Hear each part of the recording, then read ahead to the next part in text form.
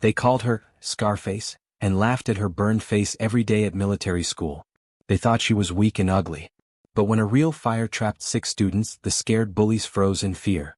Sarah ran straight into the flames to save them all. Before watching full story, comment below from where are you watching. Also like and subscribe for more stories. The morning sun shone bright on the military academy as Sarah Chen walked across the big courtyard. Her heart was beating fast because she knew people were looking at her and talking about her. She could hear them whispering behind her back. "Look at her face," someone said quietly. "How did someone like her get into this academy?" another person asked. Sarah kept walking straight ahead, trying to look brave even though she felt hurt inside. The scars on the left side of her face were big and impossible to hide. They covered her cheek, her neck, and part of her forehead. These scars told a story that she rarely talked about with anyone. She got these scars when she was 18 years old. There was a big fire in her neighborhood. A small apartment building caught fire in the middle of the night. Everyone was running away from the burning building, but Sarah did something different. She ran toward the fire. 3 families lived on the upper floors of that building. One family was the Martinez family. They had twin babies who were only 6 months old. The fire department was still 10 minutes away, and Sarah knew that was too long to wait. Sarah did not think about her own safety. She grabbed a wet towel from a neighbor who was standing outside. She covered her face with the wet towel and ran straight into the burning building. The smoke inside was very thick and black. It was hard to see anything, and it was even harder to breathe. She found the Martinez family trapped on the 3rd floor. They were scared and crying. The stairway that led downstairs was blocked by big pieces of burning wood that had fallen from the ceiling. "There is a window in the back room," Sarah shouted over the loud sound of the fire. "We can get out through that window. There is a fire escape outside." Sarah helped each person climb out the window one by one. First, she helped the mother carry one baby down the fire escape. Then she helped the father carry the other baby. But there was still one more person left. An elderly grandmother lived with the Martinez family, and she was too scared and too weak to climb out by herself. "I am not leaving without you," Sarah told the old woman. "We are going together." But just as Sarah was helping the grandmother climb toward the window, part of the ceiling collapsed. Big pieces of burning wood and hot metal fell down on Sarah's face and shoulder. The pain was worse than anything she had ever felt in her whole life. It felt like her face was on fire. But Sarah did not let go of the old woman's hand. Even though she was in terrible pain, she helped the grandmother climb down the fire escape. They made it down to the ground just as the fire department trucks arrived. Sarah collapsed on the sidewalk. Her face was burning with pain and she could smell her own burned skin. The paramedics put Sarah in an ambulance and took her to the hospital right away. She stayed in the hospital for 2 whole months. The doctors and nurses did everything they could to help her heal, but some kinds of damage cannot be completely fixed. When the bandages came off her face for the first time, Sarah looked in the mirror and cried for 3 days without stopping. The person looking back at her did not look like the Sarah she remembered. Half of her face was covered in thick red scars that pulled at her skin. "You saved 5 people that night," her mother said, holding Sarah close while she cried. "Those marks on your face do not make you ugly. They make you a hero. They show that you are brave enough to help others even when it might hurt you." But even heroes, Sarah learned, have to deal with people staring at them. Even heroes have to listen to cruel comments. Even heroes have to prove themselves over and over again. Now, 2 years after the fire, Sarah was at the military academy. Being a soldier had always been her dream. She wanted to serve her country and protect people. The fire had not changed that dream. If anything, it made her want to help people even more. But fitting in at the academy was very hard. The other students were not kind to her. "Hey, Scarface," a loud voice called out as she walked into the dining hall for breakfast. A group of students sitting at a corner table started laughing very loudly. "Did you forget to put on your Halloween mask today?" Sarah felt her cheeks get hot with embarrassment, but she did not cry. She got her breakfast tray and sat down at a table by herself near the window. This was what she did every day now. She ate alone, she trained alone, and she studied alone. It was easier than dealing with mean comments and staring. While she ate her eggs and toast, she watched the other students laughing and talking together. They shared stories about their families, their hometowns, and their dreams of becoming military officers. Sarah had the same dreams, but nobody seemed interested in being her friend. "Can I sit here with you?" Sarah looked up and saw a tall student with kind brown eyes standing next to her table. His name was Marcus, and he was one of the smartest students in their class. "All the other tables have people sitting at them," Sarah said quietly. She thought that was the only reason he wanted to sit with her. Actually, there are empty seats at other tables, Marcus said with a friendly smile. You sat down anyway. I just thought you might like to have some company. For the first time in many weeks, Sarah smiled back at him. Marcus became her first real friend at the military academy. He never asked about her scars or treated her differently because of how she looked. When other students made mean jokes about her, Marcus always stood up for her. When Sarah felt sad or wanted to give up during training, Marcus reminded her how strong and capable she was. You have something that most of these other students do not have, he told her one evening while they were studying together in the library. What is that? Sarah asked. You know what it really feels like to risk everything to save someone else. Most of us are here because we think being in the military sounds like an honorable job. You are here because you have already lived that honor. You have already proven that you will sacrifice for others.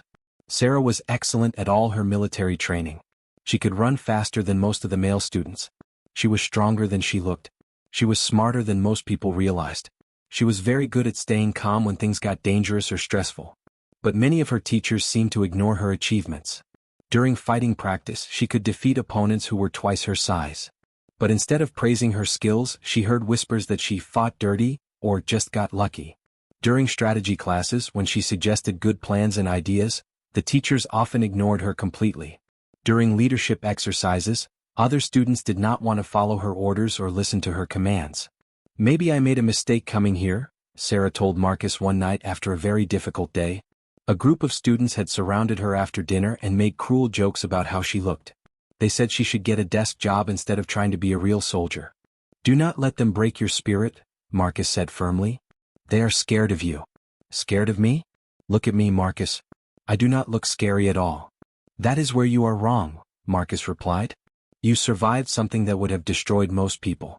You saved lives while putting your own life in danger. You are here at this academy despite everything you have been through. That kind of strength frightens people who have never faced real problems in their lives. The months passed slowly. Sarah continued to do very well in her studies and training, but being alone all the time made her very sad. She started to wonder if she really belonged in the military. Maybe the other students were right. Maybe someone who looked like her was not meant to be a leader. Everything changed during their final training exercise. This was a pretend war that was designed to test everything they had learned during their 2 years at the academy. All the students were divided into 2 teams. They were given a very difficult mission that required smart planning, good teamwork, and strong leadership under pressure. How well they did in this exercise would determine their final grades and affect what jobs they would get after graduation. Sarah was assigned to the blue team. Their leader was a student named Jonathan Pierce. Pierce was very popular and confident. His father, grandfather, and great-grandfather had all been military officers. He was also one of the students who had made the meanest comments about Sarah's appearance. Great, Pierce said when he saw Sarah's name on his team list. It looks like we are starting this exercise with a big disadvantage. The mission was to capture and hold an important location while defending against attacks from the other team. It required very careful planning and perfect execution.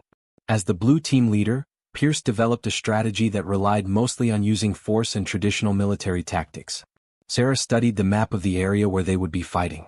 She saw several problems with Pierce's plan. She raised her hand during the planning meeting. I think we should try a different approach, she said quietly. Did I ask for your opinion? Pierce snapped at her. We are going to use my plan and that is final. But if the red team guesses what we are going to do. That is enough, Pierce interrupted her. Just follow orders and try not to slow the rest of us down. The other team members looked uncomfortable, but nobody spoke up to defend Sarah. Sarah felt hurt, but she nodded and stayed quiet. The training exercise began early in the morning when the sun was just coming up. The blue team moved into their positions according to Pierce's plan. But within 1 hour, everything started to go very wrong. The red team had guessed exactly what blue team would do and set up perfect counterattacks. The blue team found themselves pinned down in bad positions, and many of them were being eliminated from the exercise. This plan is not working. One of the students shouted over the sound of blank ammunition and smoke grenades that were being used to make the exercise seem real. Pierce was starting to panic.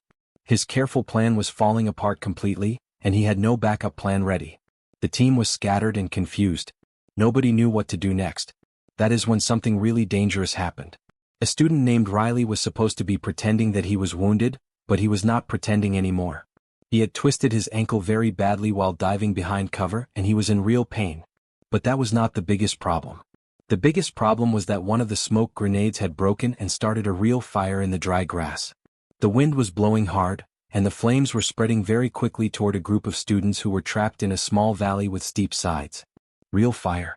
Real fire, someone screamed into their radio. Suddenly this was not a training exercise anymore. This was a real emergency and people's lives were actually in danger. The teachers who were watching the exercise were too far away to help right away.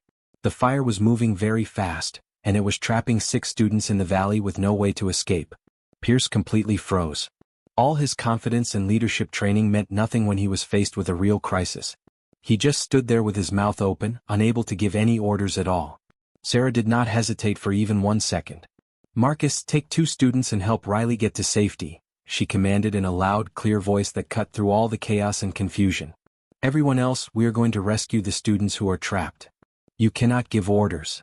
Pierce protested, but his voice was shaking and weak. "Then you give the orders yourself," Sarah shot back at him. "But do it right now because those students are running out of time." Pierce looked at the spreading fire, then at Sarah, then back at the fire. He could not speak. He could not move. He could not do anything. Sarah took charge of the entire situation. She quickly looked at everything that was happening. The fire was blocking the main path out of the valley, but there was a narrow rocky ridge that could provide a different escape route. It was very dangerous because the rocks were loose and the drop was very steep. But it was their only choice. "Follow me," she shouted, leading the rescue team toward the valley. As they ran, Sarah's mind was working very fast. She had been in a fire before. She knew how flames moved and spread.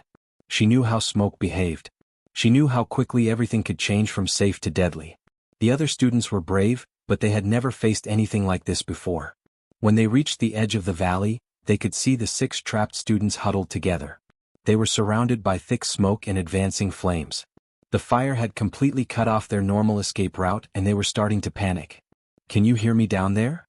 Sarah shouted as loudly as she could. "Sarah. Thank God it is you," one of the trapped students called back. "We cannot find a way out. We are trapped." "No, you are not trapped," Sarah replied in a firm, confident voice. "There is a way out, but you have to trust me completely." She quickly explained the escape route up the rocky ridge. It would not be easy and it would not be safe, but it was possible. She would go down into the valley first and guide them up the ridge one by one. "That is crazy," one of her teammates protested. "Those rocks could collapse and fall." "Maybe they will," Sarah said. "But doing nothing is definitely not an option." She looked at the fire, and for a moment she felt like she was 18 years old again, running into that burning apartment building. The fear was exactly the same, but so was the absolute certainty that she had to act to save people. Sarah carefully made her way down into the valley, staying as low as possible to avoid breathing the worst of the smoke. The heat was very intense, and it brought back painful memories of that night 2 years ago when her face was burned. But she pushed through the fear and reached the 6 trapped students. "Listen to me very carefully," she told them in a calm, steady voice. "We are going to climb up that rocky ridge. It is going to be difficult and scary, but I will guide you through every single step. Stay close to the rock face, test each place you put your feet, and do not look down at the ground." One by one she helped them climb up the steep, dangerous ridge. When someone slipped on the loose rocks, she steadied them with her hands. When someone started to panic from fear, she talked them through it with encouraging words. When the smoke got too thick to see clearly, she found paths where the air was cleaner. She made sure that every single person climbed to safety before she started climbing up herself. By the time they all reached the top of the ridge, the fire department had arrived with their big trucks and was working to put out the fire. All 6 trapped students were completely safe, thanks to Sarah's quick thinking and brave leadership. But Sarah was not thinking about being a hero. She was thinking about the young student who had twisted his ankle, making sure he got proper medical attention. She was thinking about the equipment that needed to be secured and put away safely. She was thinking about the official report that would need to be written about what happened during the exercise. She was thinking like a true leader.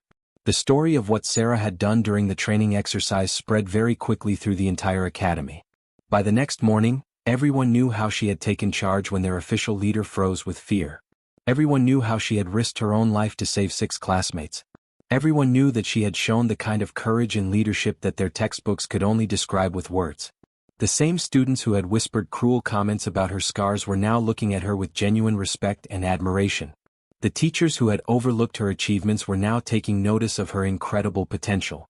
The academy that had felt like a lonely, hostile place was starting to feel like her real home. But the biggest change came exactly 1 week later, during the graduation ceremony. General Patricia Morrison was the commanding officer of the entire academy. She was a legend in the military world. She had served in combat zones all around the world and was known for her tough, no-nonsense approach to leadership.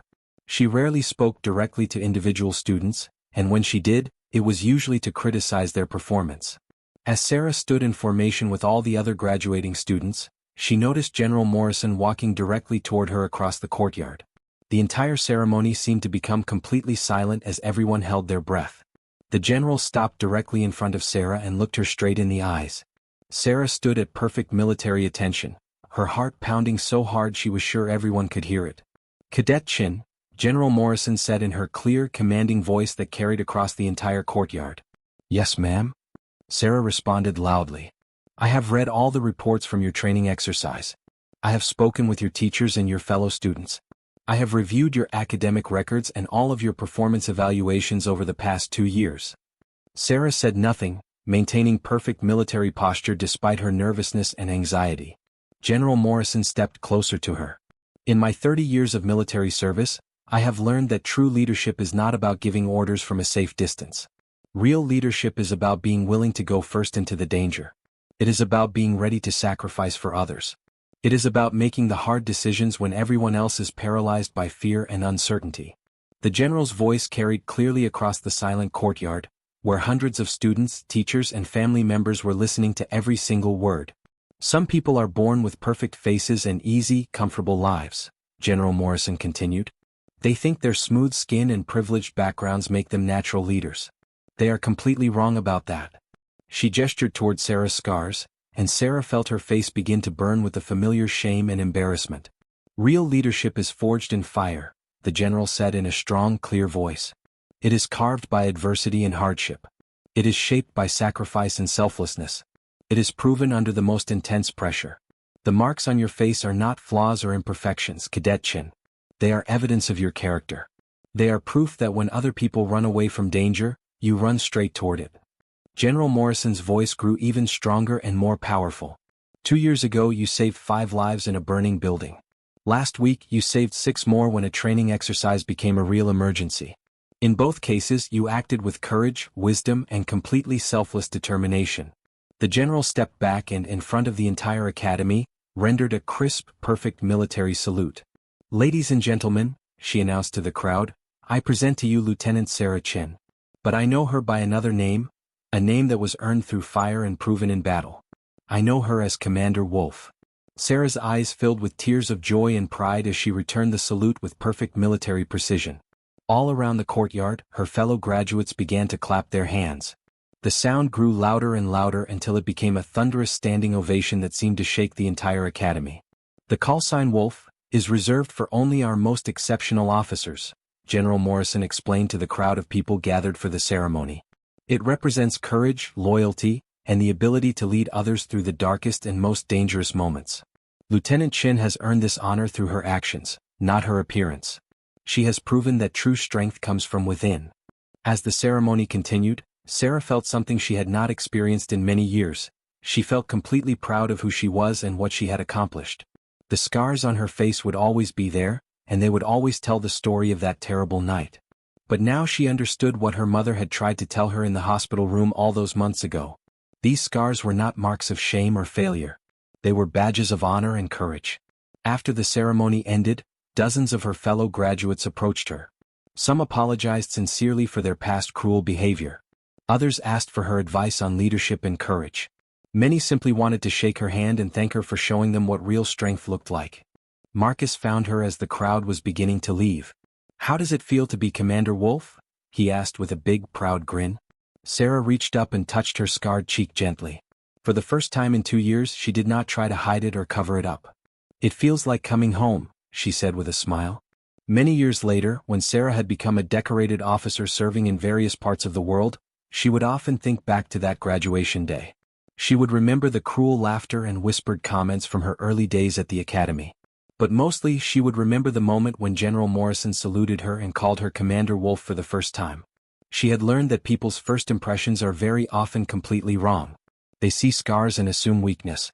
They see someone who looks different and assume inferiority. They judge people based on appearance instead of character and actions. But Sarah also learned that real leadership is not about being perfect or looking like what people expect. It is about being willing to serve others, even when it costs you something important. It is about running toward danger instead of away from it. It is about doing what is right, even when it is difficult or painful. The scars on her face told a story, not a story of tragedy and loss, but a story of triumph and victory. Not a story of weakness and failure, but a story of strength and courage. Not the story of someone to be pitied or avoided, but the story of someone to be respected and admired. And when young soldiers under her command would see those scars and ask about them, Sarah would always tell them the complete truth. She would tell them about the fire, about the choice to help others, about the price that sometimes comes with doing what is right. Leadership is not about looking perfect, she would always say to them. It is about being willing to get scarred for the people you serve and protect. Some scars, she had learned, are actually badges of honor. And some wolves are born in the flames of adversity. The students who once laughed at her appearance now told stories about Commander Wolf to their own children and grandchildren. They spoke of her incredible bravery, her wisdom, and her unshakable commitment to protecting others. They talked about how she taught them that true strength comes from within, and that the most beautiful thing about any person is their willingness to sacrifice for others. And Sarah? She wore her scars with complete pride, knowing that every single mark on her face represented a life that was saved, a moment of pure courage, a choice to be better than her circumstances and stronger than her fears. She had learned the most important lesson of all, that sometimes the very things that make us look different from everyone else are exactly the things that make us truly strong and truly beautiful. In the end, they did not laugh at her scars anymore. Instead, they saluted them with respect and admiration.